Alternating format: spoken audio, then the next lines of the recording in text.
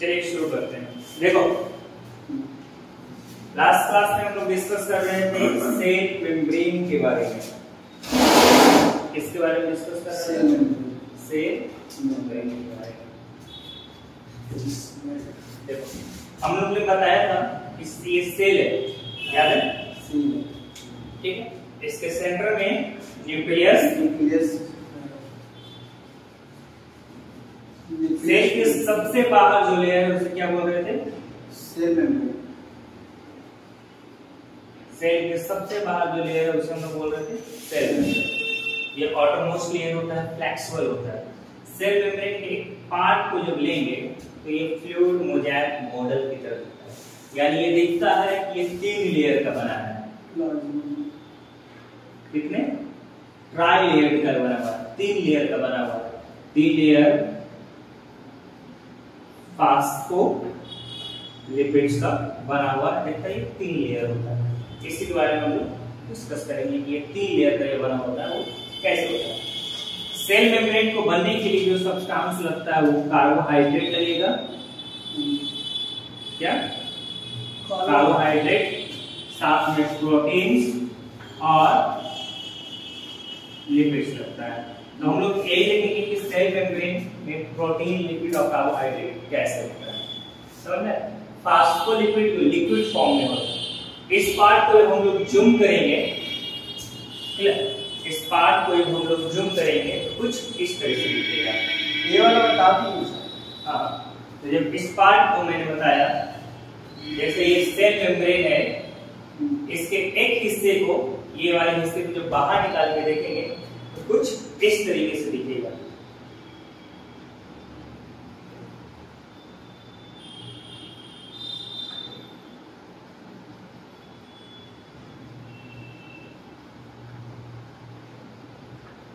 ये मैं बना रहा हूं फास्फोलिपिड, कुछ इसमें प्रोटीन्स भी दिखेंगे, कुछ बड़ा प्रोटीन भी दिखता है। तो स्ट्रक्चर कुछ इस तरह से दिखेगा। समझ में आ रहा है? जब हम लोग माइक्रोस्कोप के अंदर इसको देखेंगे तो स्ट्रक्चर कुछ ऐसा दिखेगा।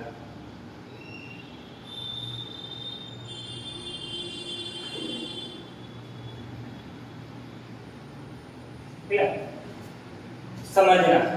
ये सेल का अंदर वाला हिस्सा है, क्या है? और ये सेल का बाहर वाला।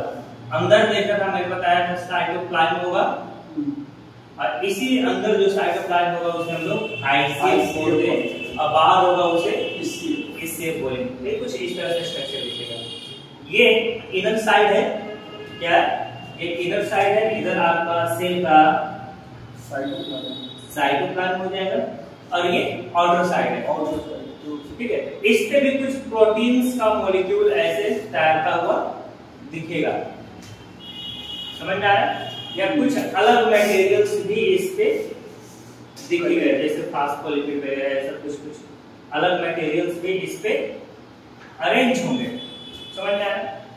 ये देख रहे हैं, ये फास्फोलिपिड का बना हुआ स्ट्रक्चर है। ठीक है, फास्फोलिपिड का बना हुआ स्ट्रक्चर है। कुछ ऊपर इसमें प्रोटीन्स वगैरह दिखेगा, जो प्रोटीन ग्लाइकोजन या ग्लाइको कैलेक्स भी हो सकता है। ये सब देख रहे हैं, ये प्रोटीन है। बाहर जो प्रोटीन होगा वो एक्सट्रिंसिक प्रोटीन होगा, सेल के सरफेस पे जो प्रोटीन होगा, और अंदर जो धंसा हुआ होगा वो इंट्रिंसिक प्रोटीन होगा। ये अंदर है इंट्रिंसिक प्रोटीन, ये अंदर है इंट्रिंसिक प्रोटीन, ये बाहर है that is extrinsic protein. Phospholipid के एक पार्ट को देखेंगे तो कुछ ये इस तरह से दिख रहा है, कुछ इस तरह से दिखेगा। तो इसमें देखिएगा कि 2 रीजन है। एक ऊपर वाला रीजन है दैट इज हेड, और ये जो रीजन है दैट इज टेल। तो हम लोग फास्फोलिपिड के एक मॉलिक्यूल को अगर बाहर देखेंगे तो हेड और टेल दिखेगा। हेड वाला पार्ट होता है वो हाइड्रोफिलिक होता है। क्या होता है? हाँ, ये वाले पार्ट जो होते हैं ये हाइड्रोफिलिक होता है, और ये वाले पार्ट होता है वो होता है हाइड्रोफोबिक होता है। समझो हाइड्रोफिलिक और हाइड्रोफोबिक क्या है। ये हाइड्रो लाया है वाटर से, ठीक है। तो जो हाइड्रोफिलिक है यानी वाटर को एक्सेप्ट करे, वो हाइड्रोफोबिक वाटर से दूर है। हाइड्रोफोबिया एक बीमारी होता है जिसमें लोग पानी से डरता है। तो हाइड्रो मतलब वाटर, तो वाटर को जो रिपेल करेगा, वाटर से थोड़ा दूर रहेगा, वाटर को रिपेल करेगा, दैट इज हाइड्रोफोबिक। और वाटर को अपनी तरफ लेगा, अट्रैक्ट करेगा, या वाटर को अलाउ करेगा, दैट इज हाइड्रोफिलिक। यानी इसका ये रीजन, हेड वाला रीजन क्या है, हाइड्रोफिलिक है, और टेल वाला रीजन क्या है, हाइड्रोफोबिक। इसे हम लोग fluid mosaic model of cell membrane करते हैं। क्या बोलते हैं इसे, fluid mosaic model of cell membrane. समझ में आ रहा है? अब देखो, फ्लूइड का मतलब होता है liquid.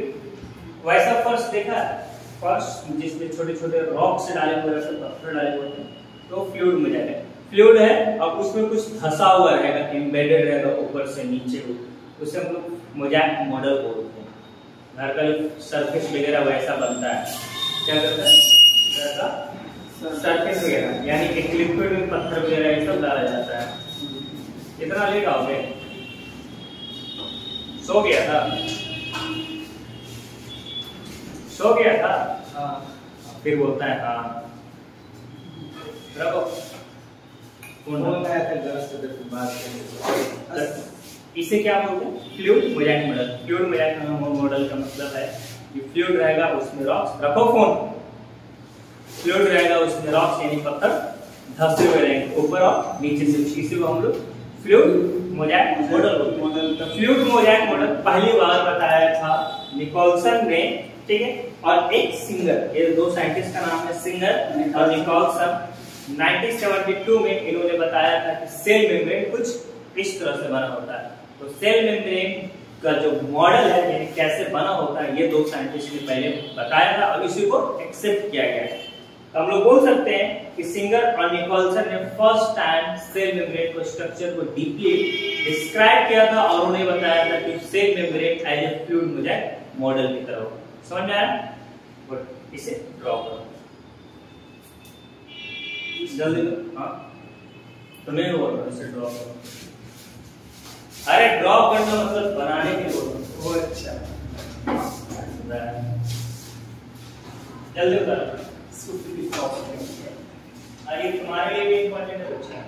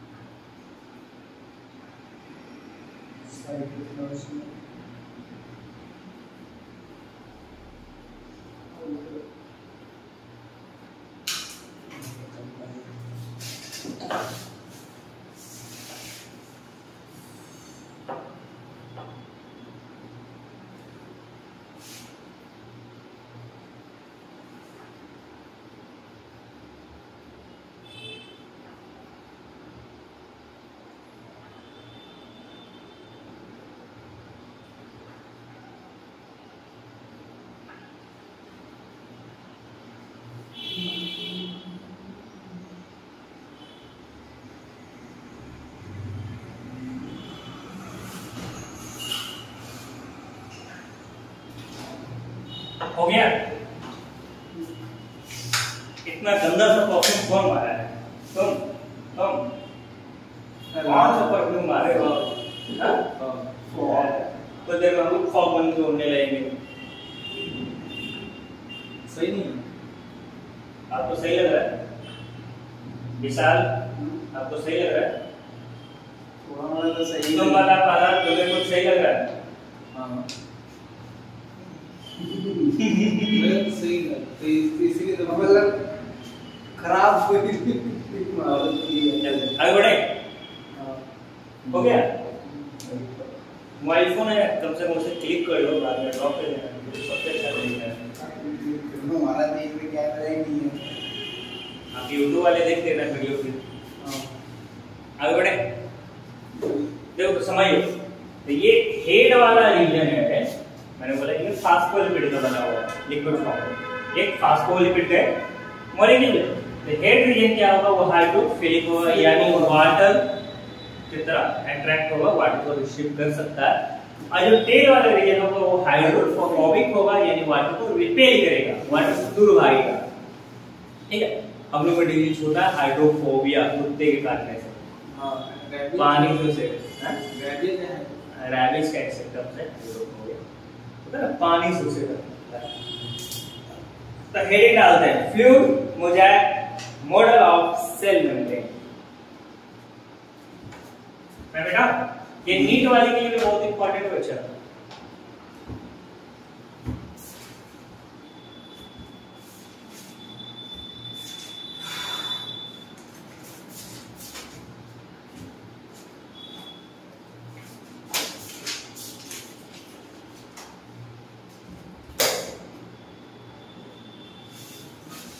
Fluid mosaic model of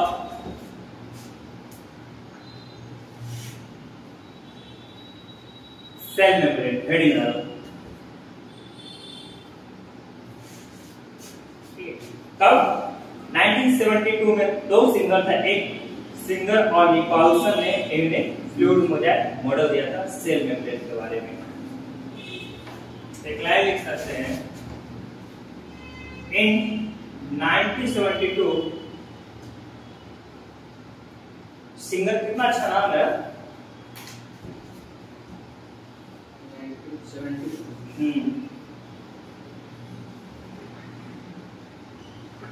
पापोज। सुनो, ये अक्सर पूछता है, पूछो कहाँ, 1972 आला, ये नीट में हाईलाइट कर दिया, बहुत मोज़ेक मॉडल किसने दिया। हाँ, तो in 1972 Singer and Nicolson propose fluid mosaic model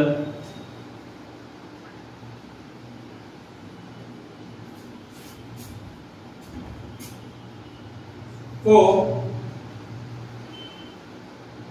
structure of cell membrane. Cell membrane मैंने बताया था बनने के लिए क्या क्या चाहिए, नहीं, सेल का मेम्ब्रेन बनने के लिए 3 मटेरियल, कार्बोहाइड्रेट, कितना परसेंट कार्बोहाइड्रेट है सेल मेम्ब्रेन में, 0.5%। और क्या चाहिए, प्रोटीन्स कितने हैं, 40%।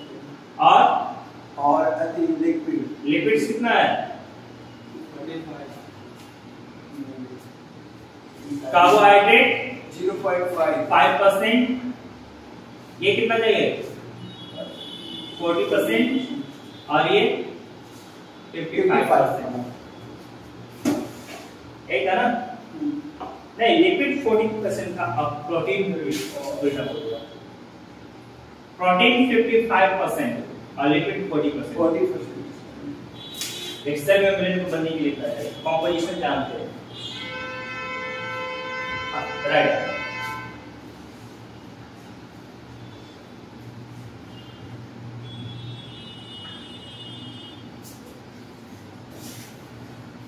अब सेल मेम्ब्रेन के लिए मैंने बताया फास्फेट का 2 लेयर था, ठीक है। देखिए ये फास्फेट, लिपिड फास्फेट, समझ में आ रहा है, फास्फेट, लिपिड और फास्फेट। फास्फेट और प्लस लिपिड को मर्ज करके बोला गया है फास्फोलिपिड। क्या बोला गया, फास्फोलिपिड। आराम से समझो जरा, सेल मेम्ब्रेन कैसे स्ट्रक्चर बना रहा था ना, इसमें फिर प्रोटीन्स वगैरह ये सब था। ये अंदर है इंट्रिंसिक प्रोटीन, और फिर अगर बाहर होगा तो एक्सट्रिंसिक प्रोटीन। एक बार दोबारा हम देखेंगे प्रोटीन पे जब आएंगे तब, अभी पहले इधर आ जाओ, ठीक है। अब आराम से देखो, ये है फास्फेट, लिपिड फास्फेट, ठीक है। फास्फेट हेड है ना, दैट इज हाइड्रोफिलिक है नेचर में, और लिपिड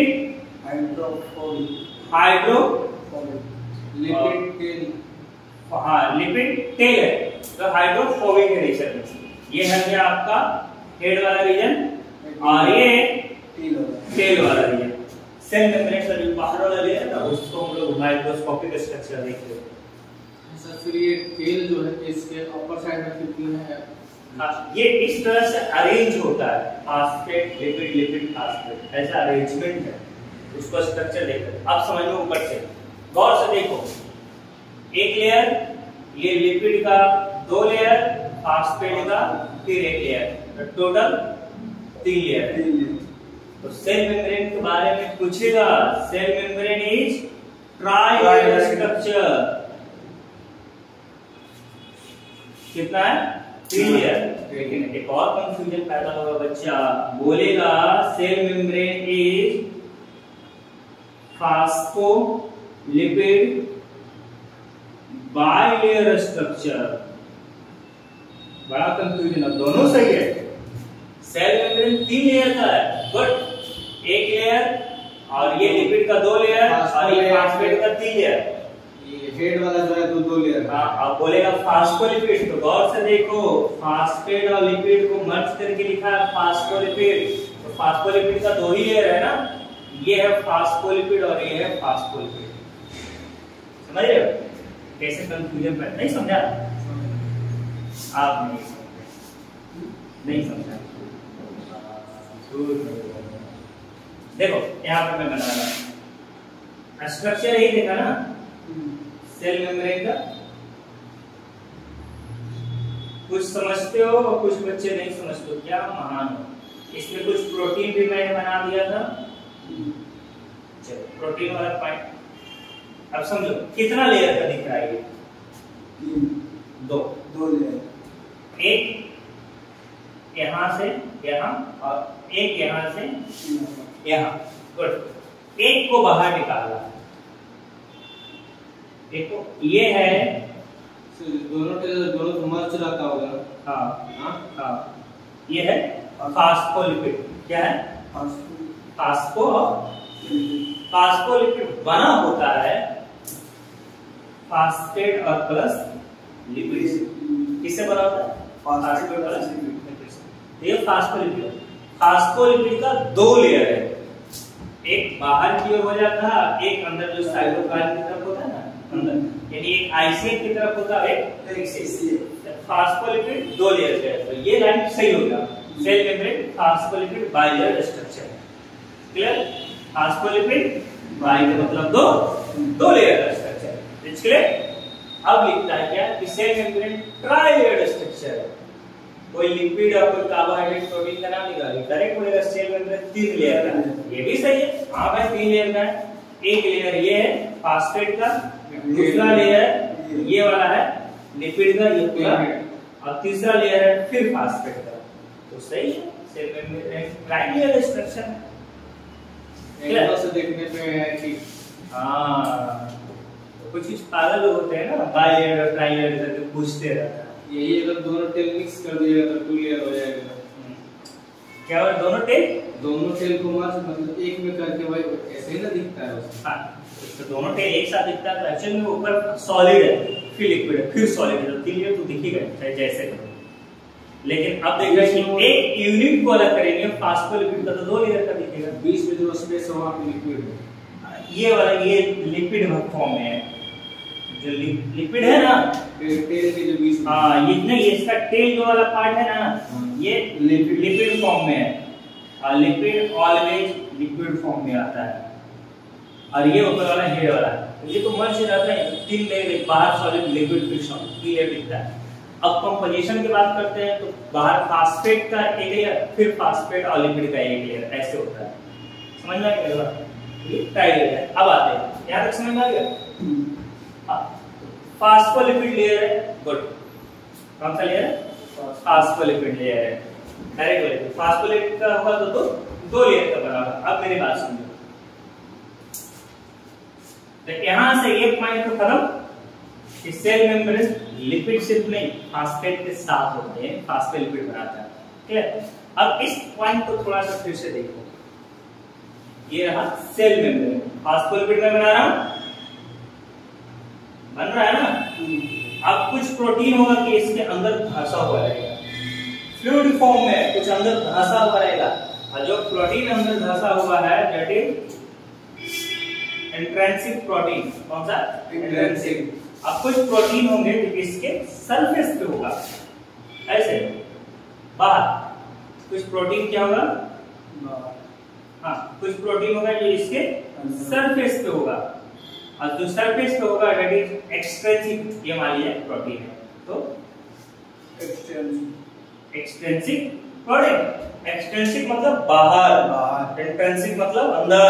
तो सेल मेम्ब्रेन के अंदर जो धंसा हुआ रहेगा दैट इज इंट्रिंसिक प्रोटीन, और सेल मेम्ब्रेन के सरफेस पे रहेगा तो दैट इज एक्सट्रिंसिक प्रोटीन। तो प्रोटीन कितने टाइप का? दो, एक्सटर्नल इंटरनल बोल सकते। हाँ, एक्सटर्नल प्रोटीन और इंटरनल प्रोटीन, लेकिन एक्चुअली इसका टर्म दे दिया है, जो एक्सटर्नल प्रोटीन है दैट इज एक्सट्रिंसिक और इंटरनल प्रोटीन है दैट इज इंट्रिंसिक। तो पूछेगा सवाल एक्सट्रिंसिक और इंट्रिंसिक से, तो इंट्रिंसिक प्रोटीन और एक्सट्रिंसिक प्रोटीन। एक्सट्रिंसिक मतलब ऑन सरफेस, कहां है? सरफेस पे होगा, और इंट्रिंसिक मतलब inside cell membrane. Cell membrane में ये एम्बेडेड धंसा हुआ जो रहता है वो होता है। समझ में आ रहा है यहाँ तक? ठीक है। अब इसी प्रोटीन का काम अलग अलग है, तो कुछ प्रोटीन को कैरियर प्रोटीन बोलते हैं, तो कुछ को रिसेप्टर बोलते हैं, तो कुछ को चैनल बोलते हैं, कुछ को एंटीजन बोलते हैं, तो कुछ को पंप प्रोटीन। काम के आधार पे अलग अलग प्रोटीन का नाम पड़ेगा। अगर मान लिया जाए ये प्रोटीन है, मान लिया प्रोटीन है, ठीक है, ये इंसुलिन है, ये प्रोटीन है, इसका नाम इंसुलिन मान लिया जाए, तो ये क्या करेगा कि कार्बोहाइड्रेट को अलाउ करेगा अंदर आने के लिए। कार्बोहाइड्रेट को दैट प्रोटीन है तो एक्सट्रिंसिक, बट काम कर रहा है एज ए रिसेप्टर, जिसे हम लोग रिसेप्टर प्रोटीन भी कहते हैं। रिसेप्टर मतलब रिसीव करने वाला। तो इंसुलिन है प्रोटीन, अभी कार्बोहाइड्रेट को रिसीव करके सेल को दे रहा है, तो इसका काम हो गया रिसीव करना, तो इस प्रोटीन को रिसेप्टर भी बोल सकते हैं। समझ में आया? तो काम के आधार पे प्रोटीन का क्लासिफिकेशन अलग है, लेकिन लोकेशन के बेसिस पे दो ही प्रोटीन है, एक अंदर धंसा हुआ रहेगा, एक बाहर सरफेस पे होगा। चाहे आपका इधर सरफेस पे हो चाहे इधर सरफेस पे हो, क्लियर? इधर होगा तो आपका ECF है, और इधर है तो ICF है, इंट्रासेलुलर फ्लूइड यानी साइटोप्लाज्म। हाँ, और ECF बाहर का फ्लूइड है, बाहर का दूसरे सेल का भी फ्लूइड हो सकता है, खाली जगह में मैट्रिक्स है वो भी फ्लूइड हो सकता है। समझ में आया? तो अब आगे सेल मेम्ब्रेन की सरफेस पे जो हो गया क्लियर, सेल मेम्ब्रेन के अंदर धंसा हुआ है क्लियर। अब इसका काम के आधार पे प्रोटीन को अलग अलग नाम दिया गया। समझ में? अरे सुनिए, अब आते हैं कुछ कार्बोहाइड्रेट होता है इसी सेल मेम्ब्रेन पे होता है, कुछ कार्बोहाइड्रेट होगा जो इस सेल मेम्ब्रेन पे पॉलीमर की तरह होगा, पॉलीसेकेराइड होगा, सेल के सरफेस पे होगा, तो वो कार्बोहाइड्रेट अलग। सेल के सरफेस पे कुछ कार्बोहाइड्रेट होता है, कार्बोहाइड्रेट का दूसरा नाम है सेक्राइड, मोनोसेक्राइड, पॉलीसेक्राइड जानते हो ना? कार्बोहाइड्रेट का दूसरा नाम है सेक्राइड। तो अगर बहुत सारे कार्बोहाइड्रेट का चैन सेल के सरफेस पे दिखेगा तो उसे हम लोग पॉलीसेक्राइड बोलते हैं, एक चैन ऑफ कार्बोहाइड्रेट बोलते हैं। किसी दूसरे के साथ मिल जाएगा तो एक नया स्ट्रक्चर बनाएगा, जैसे ग्लाइकोजन और कार्बोहाइड्रेट मिलेगा तो ग्लाइकोकैलिक्स बनाएगा। कार्बोहाइड्रेट कुछ अमाउंट में सेल के सरफेस पे रहता है जो प्रोटेक्शन का काम करता है या कुछ और काम करता है। समझ में आ रही? नहीं? गुड। तो तीनों चीज क्लियर कि कौन कितना परसेंट में होता है सेल मेम्ब्रेन में और कौन कैसे अरेंज होता है। आ रही समझ में? तो सेल मेम्ब्रेन में देखेंगे तो फास्फोलिपिड लेयर हो गया क्लियर, प्रोटीन का कुछ लेयर हो जाएंगे जो एक्सटेंसिव इंट्रिंसिक और फंक्शन के बेसिस पे अलग, जैसे एंटीजन, पंप, चैनल, रिसेप्टर, और कुछ कार्बोहाइड्रेट होगा जो सेल के सरफेस पे मौजूद होगा। आ रहा है मजा? हाँ मजा अब मेडिसिन वाला जो पॉइंट होता है इसी रिसेप्टर को देखते हुए करते हैं। मान लीजिए इंसुलिन जैसे एक प्रोटीन का नाम है जो रिसेप्टर की तरह काम कर रहा है। मान लिया ये इंसुलिन सेल के सरफेस पे रहेगा इतने। अब इंसुलिन का काम है कार्बोहाइड्रेट को रिसीव करके साइटोप्लाज्म में देना। इंसुलिन तो कार्बोहाइड्रेट को डाउन करता है ना? अरे चलो डाउन नहीं करता। अब हम खाना वाना खाएंगे बच्चा तो ब्लड के द्वारा कार्बोहाइड्रेट सेल के बाहर ही रहेगा, अंदर नहीं आएगा, कुछ भी अंदर नहीं घुस जाएगा सेल में। सेल के अंदर जाने के लिए सेल के मेम्ब्रेन से परमिशन लेना पड़ता है। भैया हम कार्बोहाइड्रेट है साइटोप्लाज्म में जाए तो जाओ, तो अलाउ कौन करेगा? ऐसे थोड़ी सब मुंह उठा के चले। बाहर के एटमॉस्फेयर में गैस है, अलग अलग मिनरल्स है, एलिमेंट है, तो हमारे सेल को डिफ्यूज होकर अंदर जाना चाहिए नहीं। सेल मेम्ब्रेन रोकता है सारी चीजों को सेल के अंदर साइटोप्लाज्म में जाने के लिए। साइटोप्लाज्म में जाएगा तब भी वहां पे मेटाबॉलिक यानी केमिकल रिएक्शन होगा, तब भी उसका एक्शन बॉडी में दिखेगा। अब खाना खा लिया भरपेट, उसमें से कार्बोहाइड्रेट है डाइजेस्ट हुआ, ब्लड में सर्कुलेट किया, अब सेल के सरफेस पे ब्लड पहुंचा देगा। अब सेल के सरफेस यानी सेल मेम्ब्रेन का काम है उस कार्बोहाइड्रेट को अपने अंदर साइटोप्लाज्म में लेना। अब इसके लिए रिसेप्टर एक प्रोटीन है जिसका नाम इंसुलिन है, वो रिस्पॉन्सिबल है। इंसुलिन जो काम करता है कि कार्बोहाइड्रेट को रिसीव करके सेल की साइटोप्लाज्म तक ले जाता है। अब ये इंसुलिन ही नहीं रहेगा या मान लीजिए इंसुलिन का परसेंटेज ही कम रहेगा तो ब्लड में कार्बोहाइड्रेट रह जाएगा, सेल के साइटोप्लाज्म में नहीं जाएगा। अब सेल के साइटोप्लाज्म में कार्बोहाइड्रेट नहीं जा रहा है, कार्बोहाइड्रेट एनर्जी प्रोवाइडिंग एलिमेंट है, एनर्जी देता है हमारे बॉडी को। अब सेल के साइटोप्लाज्म में कार्बोहाइड्रेट जा नहीं रहा तो उसके यूटिलाइजेशन नहीं होगा यानी वीकनेस होगा, लेकिन ब्लड में कार्बोहाइड्रेट दिखेगा क्योंकि ब्लड से सेल के अंदर इंसुलिन जो ले जाता है कार्बोहाइड्रेट का वही कम या गायब है। समझ में आया? तो कार्बोहाइड्रेट ब्लड में है लेकिन सेल के अंदर नहीं है। ये काम है रिसेप्टर का। तब हम लोग बाहर से इंसुलिन को ऑन करते हैं तब हो जाती है। समझ में आ रही है? तो ये ऐसे ही कुछ भी खा लेंगे ना तो सेल के अंदर नहीं चला जाएगा, ले जाने के लिए रिसेप्टर चाहिए। प्रोटीन ही रिस्पॉन्सिबल होता है कि सेल के अंदर ले जाना है। कार्बोहाइड्रेट होगा, चाहे स्मोक करोगे तो उसमें निकोटीन होगा, वाटर मोलिक्यूल होगा, ये दूसरे सब्सटेंस सेल के अंदर साइटोप्लाज्म में जाएगा तभी उसका एक्शन दिखेगा। तो बहुत सारे चीजों को रोकता है कौन? सेल का मेम्ब्रेन। इसलिए तो सेल का प्रोटेक्टिव लेयर भी से करते हैं। शुगर में जो एनर्जी रहता है, क्या शुगर में जो एनर्जी रहता है तो काफी ज्यादा रहता है। तो इंस्टेंट एनर्जी देता है। शुगर यानी कार्बोहाइड्रेट को बोलते हैं, वो इंस्टेंट एनर्जी देता है। बाकी सबको टूटने में और एनर्जी प्रोवाइड करने में टाइम लगता है। ये शुगर जो बहुत सडनली टूटता है और इंस्टेंट एनर्जी देता है हमारी बॉडी को। अब यही अगर बाहर ही रह जाएगा, सेल के अंदर भी जाएगा तो एनर्जी की कमी होगी, वीकनेस होगी। डायबिटीज वाले पेशेंट को देखना वीकनेस होता है, मतलब बॉडी में एनर्जी है बिना कोई काम के। समझ में आ रही है? एनर्जी वर्क नहीं कर रहा। नहीं, सेल के साइटोप्लाज्म में जाएगा तब वो कार्बोहाइड्रेट ऑक्सीजन के साथ टूटेगा तब एनर्जी लगेगा। साइटोप्लाज्म में जा ही नहीं रहा तो कार्बोहाइड्रेट टूटेगा कैसे? कार्बोहाइड्रेट का एक केमिकल फॉर्मूला है C6H12O6। इसको तोड़ने के लिए ऑक्सीजन चाहिए और ये दोनों जो रिएक्शन है यानी मेटाबॉलिक है, ठीक है, इसके लिए साइटोप्लाज्म चाहिए। क्या चाहिए? साइटोप्लाज्म। अब ये सेल के अंदर आएगा तब तो साइटोप्लाज्म में रिएक्शन करेगा। अब सेल के अंदर आएगा नहीं क्योंकि यहाँ पे जो इंसुलिन है भैया इसको जो सेल के अंदर अलाउ करेगा जाने के लिए वही नहीं, तो बाहर ही रहेगा ब्लड में, बाहर ब्लड में घूमते हुए रहेगा, सेल के अंदर साइटोप्लाज्म में जाएगा नहीं। जाएगा तब तो ऑक्सीजन के साथ रिएक्ट करेगा तब ना एनर्जी निकालेगा। ये टूटेगा तो कार्बन डाइऑक्साइड बनता है, वाटर बनता है और साथ में एनर्जी रिलीज होता है।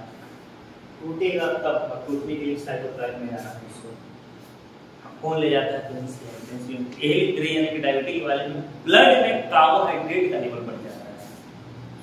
अरे मेरी बात समझ में? ब्लड में क्योंकि है बाहर, अंदर नहीं जा रहा है सिस्टम में। और इंसुलिन बनाता है हमारा पेनक्रियाज, पेट में स्टमक के नीचे होता है। इसलिए इस लेयर पे होता है।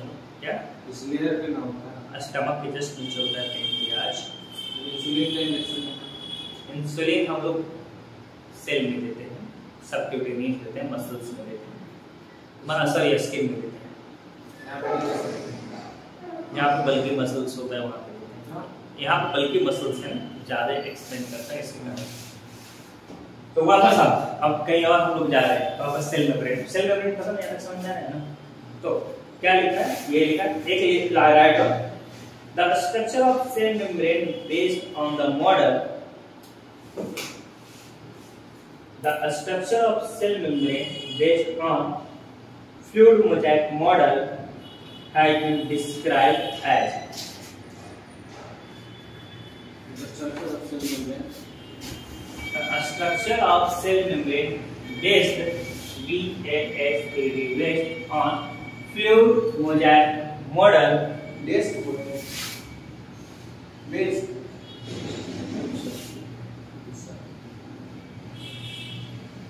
based क्या है तो Based the structure of cell membrane based fluid mosaic based on ऐसे भी इसको based on fluid mosaic model. fluid mosaic model has been described as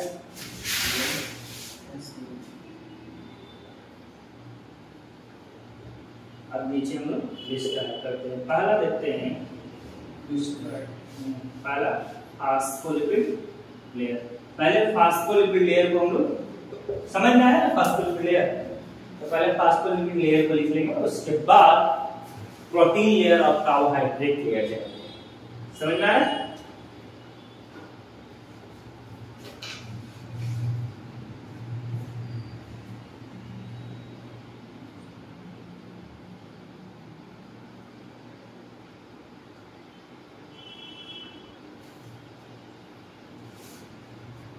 phospholipid layer जब भी प्रेजेंट होगा तो क्या होगा, फ्लूइड फॉर्म में होगा। कैसा होगा, फ्लूइड फॉर्म। एक लाइन लिख लो, phospholipid layer are present in fluid form.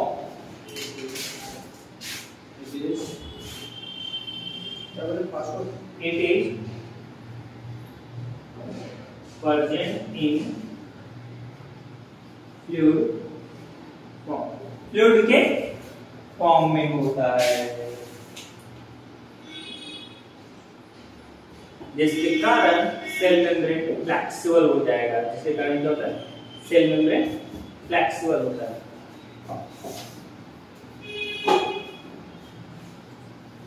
अब आते हैं, हर एक लिपिड मॉलिक्यूल होता है, वो लिपिड लेयर बनाता है सेल का, और वो दो लेयर में होता है।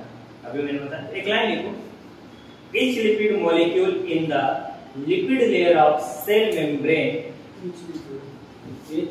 each lipid molecule in the lipid layer of cell membrane,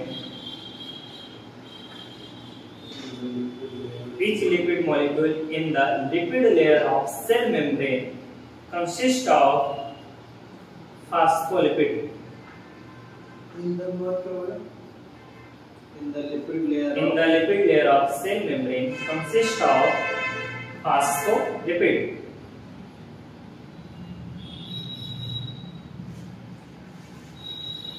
Consists of phospholipid।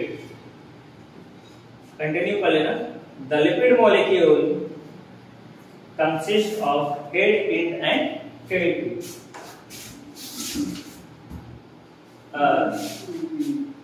Lipid layer lipid molecule lipid molecule consist of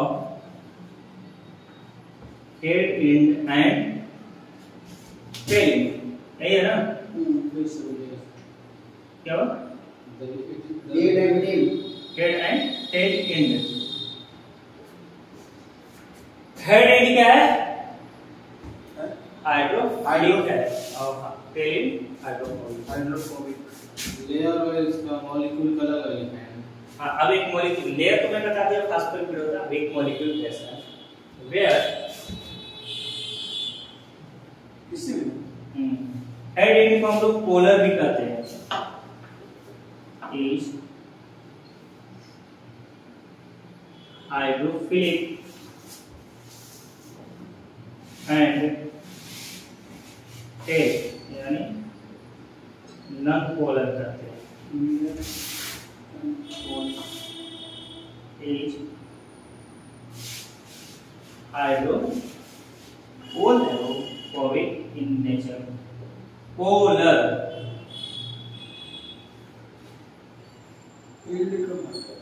कहाँ हेड एंड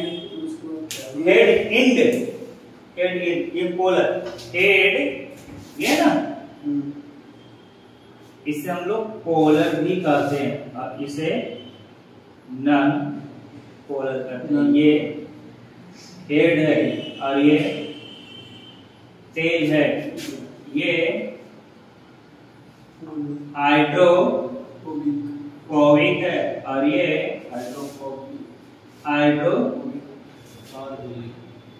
सॉरी गलती हो गया, ये हाइड्रोफोबिक होगा ना, फीलिंग है। हाँ, और नीचे वाला हाइड्रोफोबिक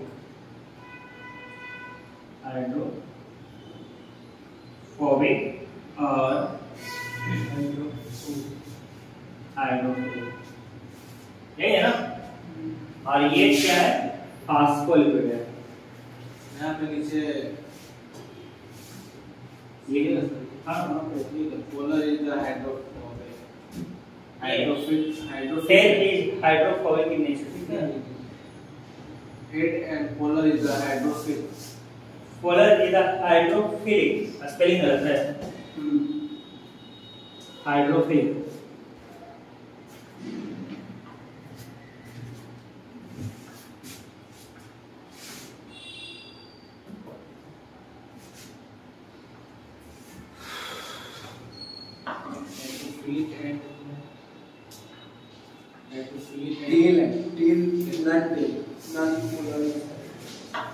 टेल नॉन पोलर ना, tail non polar is hydrophobic in nature, clear. अब ये सेल मेम्ब्रेन का ट्राइलेड या बाइलेयर बनाता है।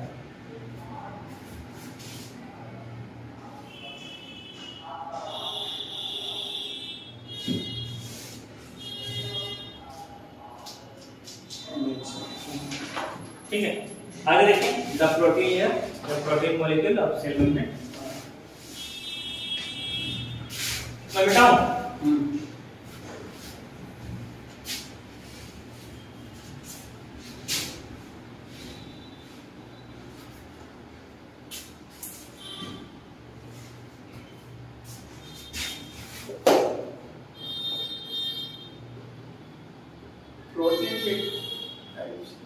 प्रोटीन लेयर्स, देखो यही था ना, ये आपका फास्फोलिपिड, ठीक है। हाँ, ये क्या है फास्फोलिपिड का लेयर, फास्फोलिपिड का लेयर। अब इसमें क्या है, कुछ प्रोटीन इसमें अंदर रखा हुआ है, कुछ प्रोटीन सरफेस में होगा, है ना, कुछ प्रोटीन इस तरह से भी होगा, समझ में आया। तो इस डायग्राम को कंप्लीट कर लेते हैं, मेरे साथ बनाते जाओ।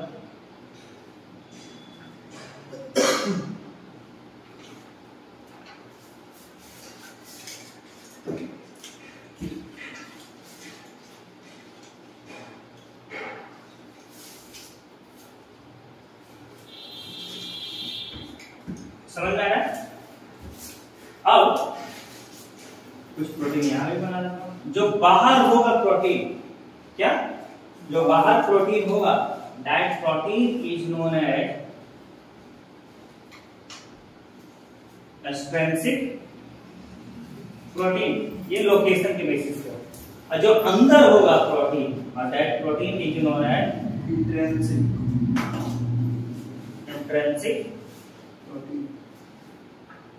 प्रोटीन। ये कौन सा प्रोटीन है? ये एक्सटेंसिव नहीं, अंदर है ना, सॉरी इंट्रिंसिक, ये इंट्रिंसिक प्रोटीन, इंटरनल प्रोटीन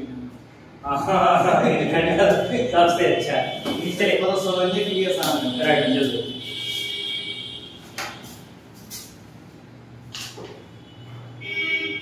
गर्मी हो रहा है।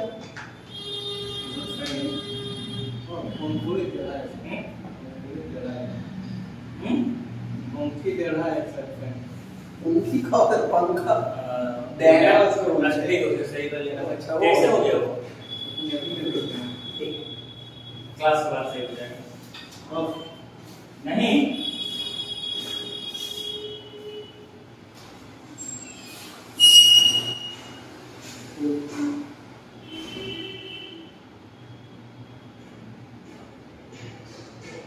हमारा तो ये पढ़ा हुआ है ना, पता हमारा तो ये सब पढ़ा हुआ होगा। थोड़ा बहुत अच्छा,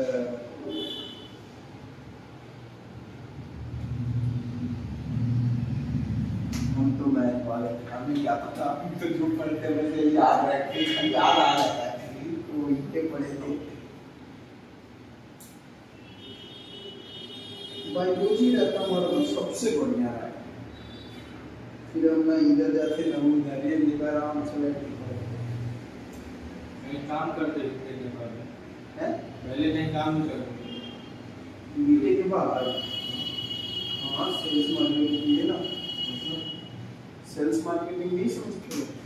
मतलब एक जगह से दूसरे स्टेट में जाना, क्या करना है? मतलब जैसे जो बस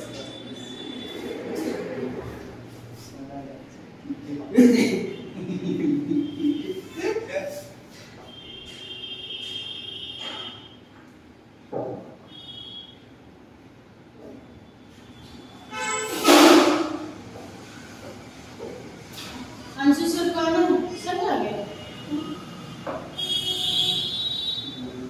कब से नहीं है? अभी गए लोग।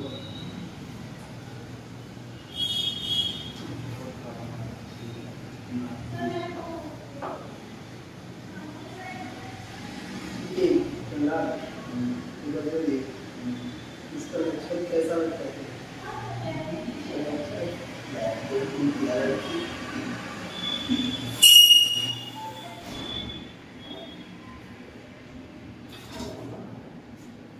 क्लियर है अगर बस थोड़ा सा डायग्राम बना रहा है। आगे बढ़े क्या? डायग्राम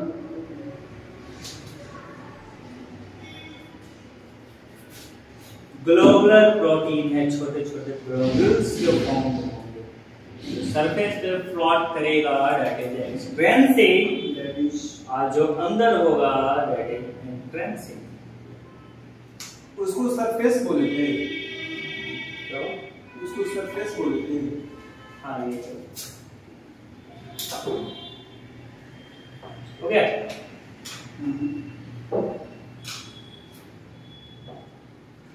आगे बढ़े, right.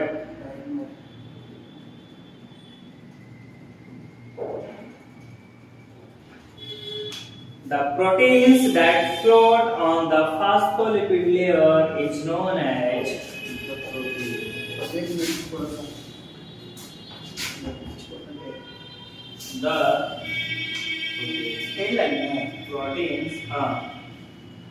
that float on the phospholipid layer are known as ये डायग्राम हो गया।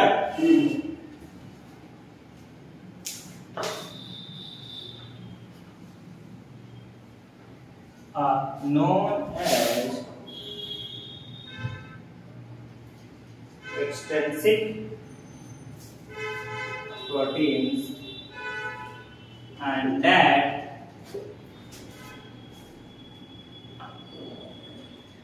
EAA,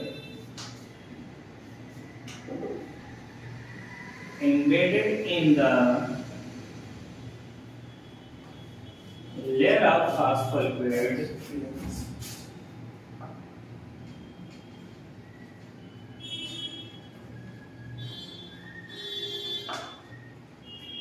are known as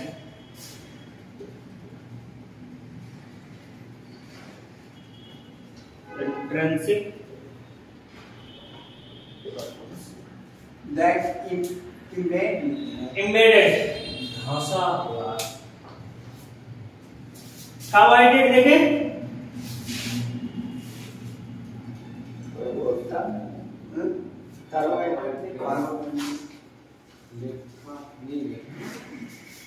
देखो कार्बोहाइड्रेट है जो अटैच होगा प्रोटीन के साथ, ठीक है, कुछ कार्बोहाइड्रेट या फिर लिपिड के साथ अटैच होगा, प्रोटीन के साथ अटैच होगा तो ग्लाइकोप्रोटीन और लिपिड के साथ होगा ग्लाइकोलिपिड।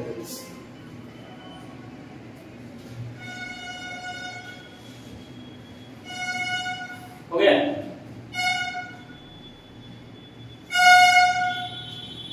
देखो ऊपर वाला मैं मिटाता हूं।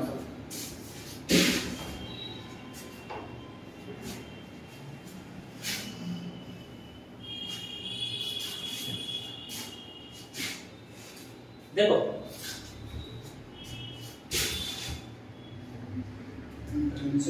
कार्बोहाइड्रेट होगा या तो लिपिड सी के साथ होगा या फिर कार्बोहाइड्रेट्स प्रोटीन के साथ होगा।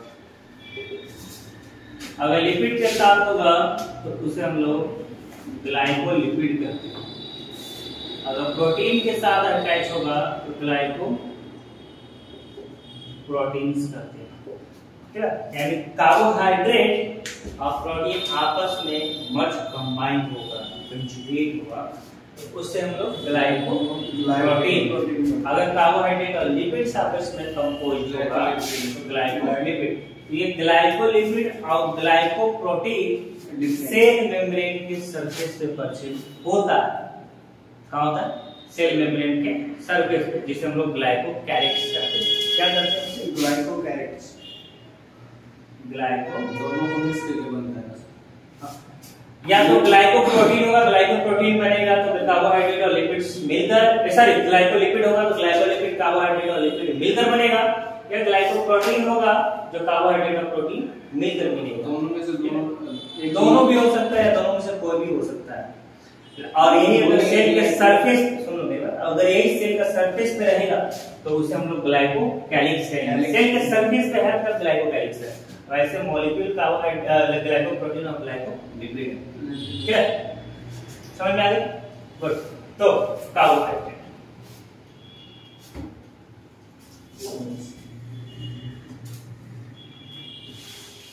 क्या है? कार्बोहाइड्रेट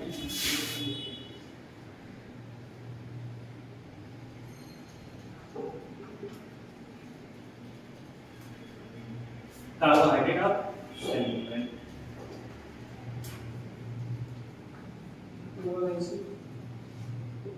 इजी है ना समझना?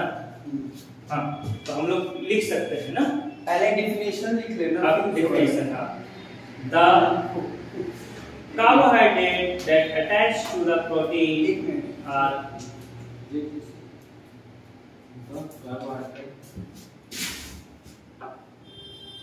the carbohydrate that attach to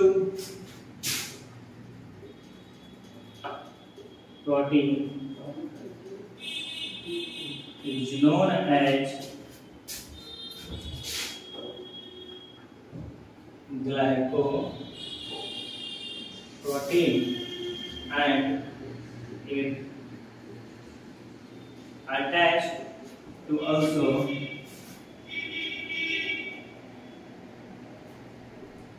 with lipid is known as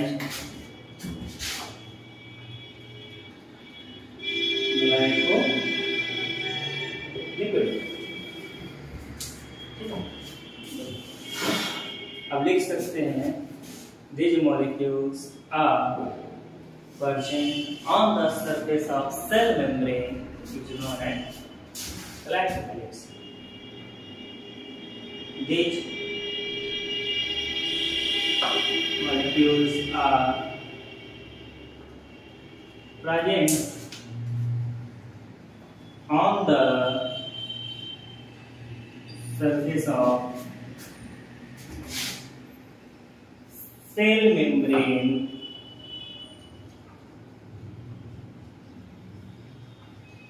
is known as glycolytics. Clear? और सेल मेम्ब्रेन का फंक्शन क्या क्या होगा? सेल मेम्ब्रेन प्रोटेक्ट करेगा सारे ऑर्गेनेल्स का जो साइटोप्लाज्म में प्रेजेंट है, साथ में सेल मेम्ब्रेन सेलेक्ट करेगा किसी स्पेसिफिक मटेरियल को अंदर आने के लिए या अंदर से बाहर जाने के लिए। सेल मेम्ब्रेन साथ में सेल को एक फिक्स शेप देने का काम करेगा और सेल मेम्ब्रेन है जो न्यूट्रिएंट्स अब्सॉर्ब करने का भी काम करता है और सेल मेम्ब्रेन सेल का साइज और शेप भी मेंटेन करता है। ओके नहीं साथ में सेल मेम्ब्रेन दूसरे सेल के साथ अटैच होने का भी काम करता है, सेल जंक्शन बनाता है।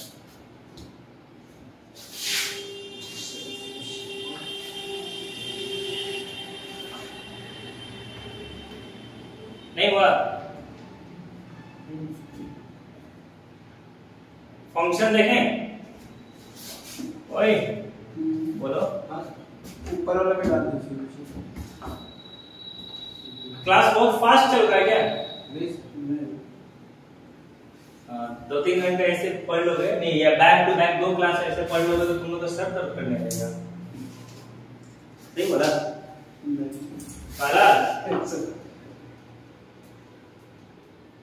फंक्शंस। पहला काम सेल मेम्ब्रेन का है, सेल मेम्ब्रेन फिक्स साइज और शेप देता है सेल को। It provides fixed shape and size to cell. It protects the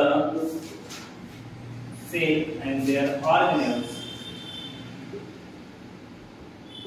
and their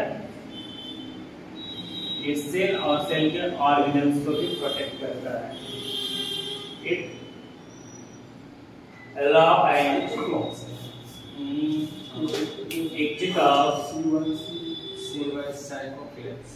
materials from out of cell to in of cell. It allow the material. It allow exit. It allows exit. पूरा sentence लगेगा। It allows exit and entry of materials.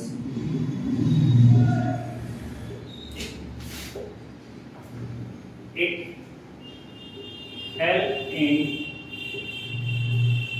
absorption of nutrients. इन nutrients में absorption में मदद करता है।